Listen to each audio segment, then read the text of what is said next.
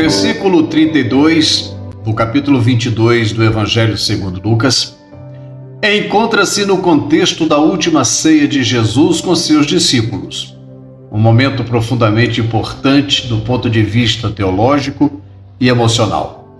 Neste versículo, Jesus dirige-se a Pedro, também chamado Simão, com palavras que são ao mesmo tempo uma advertência e uma promessa de restauração. O texto diz: Eu, porém, roguei por ti, para que a tua fé não desfaleça. E tu, quando te converteres, fortalece teus irmãos. Para compreender plenamente este versículo, é necessário contextualizá-lo dentro do capítulo 22 do Evangelho de Lucas e da narrativa mais ampla dos Evangelhos. Este capítulo relata eventos notáveis na vida de Jesus e seus discípulos, incluindo a conspiração contra Jesus, a instituição da Santa Ceia e as predições de traição e negação. Nos versículos anteriores, Jesus alerta Pedro sobre um ataque espiritual iminente. Simão, Simão, eis que Satanás vos pediu para vos peneirar como trigo. Aqui, Jesus utiliza a metáfora da peneiração para descrever uma provação severa, sugerindo que Satanás deseja testar a fé dos discípulos, especialmente a de Pedro. A imagem de peneiração remete à separação do trigo e da palha, implicando um processo de purificação e discernimento. No versículo 32, Jesus assegura a Pedro que, apesar das provações que ele enfrentará, a intercessão de Jesus garantirá que sua fé não falhe completamente. A intercessão de Jesus é uma demonstração de seu papel como mediador entre Deus e a humanidade. Esta oração intercessória não visa impedir que Pedro enfrente dificuldades, mas assegurar que através dessas dificuldades sua fé seja fortalecida e restaurada. A palavra roguei indica uma súplica fervorosa e contínua, demonstrando o valor e a intensidade da preocupação de Jesus por seus discípulos. É um registro poderoso do papel contínuo de Cristo como intercessor, uma crença central na teologia cristã, particularmente nas cartas de Paulo, onde podemos conferir em Romanos capítulo 8, verso 34 e Hebreus capítulo 7, verso 25. Jesus prevê a queda de Pedro, mas também sua restauração. A frase, quando te converteres, implica uma mudança profunda interior, um retorno à fé após um período de desvio ou negação. Esta conversão é uma renovação espiritual que permitirá a Pedro assumir um papel de liderança e fortalecimento entre seus irmãos. A ordem para Pedro, fortalece teus irmãos, é tanto uma responsabilidade quanto um incentivo. Após sua própria experiência de queda e redenção, Pedro será capaz de oferecer apoio e força aos outros discípulos. Esta missão de fortalecimento é um aspecto importantíssimo do papel pastoral e de liderança que Pedro exercerá na igreja primitiva. A experiência pessoal de falibilidade e perdão de Pedro o capacita a ser um guia compassivo e resiliente para a igreja do Senhor. A interação entre Jesus e Pedro neste verso destaca vários temas teológicos importantes. A soberania e conhecimento de Jesus. Jesus tem plena consciência dos eventos futuros, incluindo a tentação e queda de Pedro, demonstrando sua natureza divina e onisciência. Intercessão e mediação. A oração de intercessão de Jesus ilustra seu papel contínuo como mediador, intercedendo por seus seguidores perante Deus, assegurando-lhes graça e fortalecimento espiritual. Restauração e perdão. A previsão da conversão de Pedro sublinha a possibilidade de redenção e restauração após a queda, um tema relevante na mensagem do Evangelho. Responsabilidade coletiva. A instrução para Pedro fortalecer seus irmãos enfatiza a importância do apoio e incentivo mútuo dentro da igreja, um princípio fundamental para a vida de fé. Após a ressurreição de Jesus, vemos o cumprimento desta profecia na vida de Pedro. No livro de Atos, Pedro emerge como uma figura central na igreja primitiva. pregando corajosamente no dia de Pentecostes, Atos capítulo 2, curando os enfermos e enfrentando perseguições com firmeza. Sua liderança e testemunho são fundamentais para o estabelecimento da igreja. O versículo 32 do capítulo 22 de Lucas tem relevância duradoura para os cristãos da atualidade. Ele nos lembra que a vida de fé não está isenta de provações e quedas, mas que a intercessão de Jesus e a graça de Deus oferecem sempre possibilidade de restauração. A advertência de Jesus a Pedro, quando te converteres, é uma afirmação profunda que ressoa com muitos crentes hoje. Esta declaração revela que mesmo após anos de proximidade com Jesus, Pedro ainda não havia alcançado a verdadeira conversão. Este conceito é vital para os crentes modernos, pois deixa evidente que a conversão não é um evento único, mas um processo contínuo de transformação e crescimento espiritual. Para os crentes da atualidade, esta passagem revela a importância de não se contentar com uma experiência inicial de fé, mas de buscar continuamente uma conversão mais profunda e completa. Muitos crentes iniciam sua jornada de fé com entusiasmo, participando ativamente na vida da igreja e na comunhão com os outros crentes. No entanto, como Pedro, podem descobrir que ainda há áreas em suas vidas que precisam ser rendidas a Deus e transformadas pelo Espírito Santo. Pedro caminhou com Jesus, testemunhou milagres e ouviu seus ensinamentos diretamente. Ainda assim, essa proximidade física e a participação nas atividades ministeriais não garantiram uma conversão completa. Da mesma forma, os crentes de hoje podem estar envolvidos na igreja, participar de serviços e ministérios e ainda assim faltar em uma transformação interna verdadeira. A verdadeira conversão vai além da atividade externa. Trata-se de uma mudança profunda no coração e na mente. A advertência de Jesus a Pedro também aponta para o processo de santificação, onde a fé inicial é apenas o começo de uma jornada de crescimento espiritual contínuo. Os crentes são chamados a se renovar diariamente, buscando uma relação mais íntima com Deus.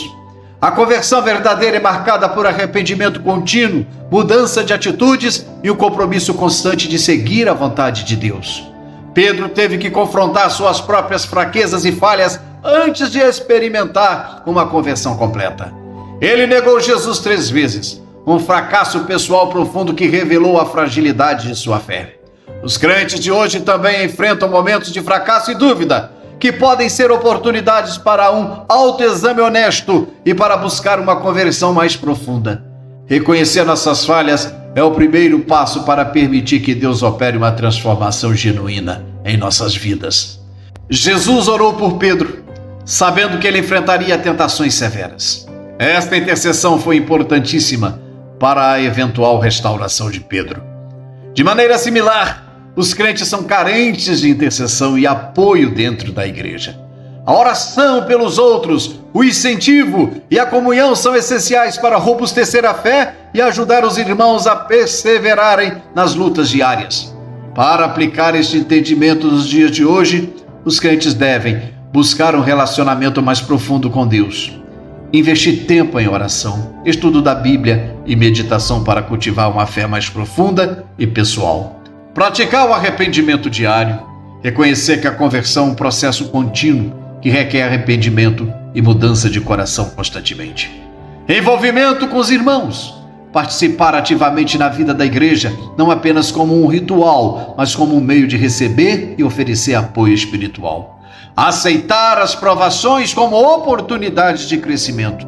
Encarar as dificuldades e falhas como oportunidades para uma maior dependência de Deus e para aperfeiçoamento da fé. A expressão "quando te converteres" é uma advertência poderosa de que a verdadeira conversão é um processo contínuo. Os crentes de hoje não podem se contentar com uma experiência superficial de fé, mas precisam buscar uma transformação profunda. Ao admitir suas fraquezas, dependência da intercessão de Jesus e apoio da igreja, eles podem experimentar uma transformação, ou seja, uma conversão genuína e uma maturidade espiritual constante. Meus amados irmãos e caros ouvintes, essa ministração tem o objetivo principal de demonstrar que o reino de Deus é tomado à força, isso é, com esforço e resiliência. Conscientes das palavras de Jesus: filhinhos, não pequeis, mas se pecardes, tenham um advogado, Jesus Cristo, Rei dos reis, Senhor dos senhores. Dessa forma, não se desanime e nem tampouco se detenha por erros cometidos.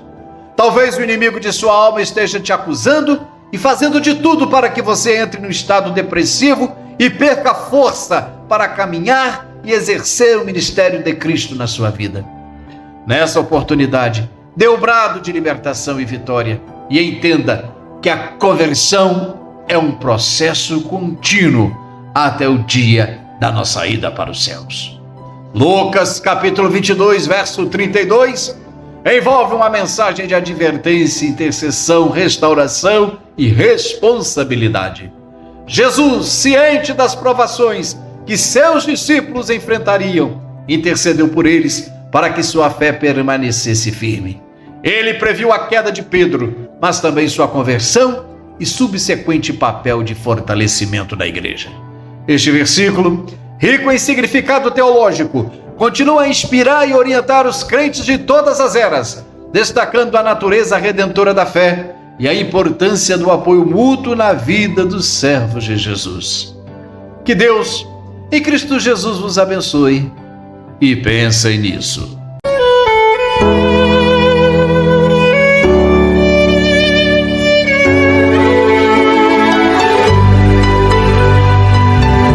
Momentos de oração. E tudo quanto pedirdes, crendo, recebereis.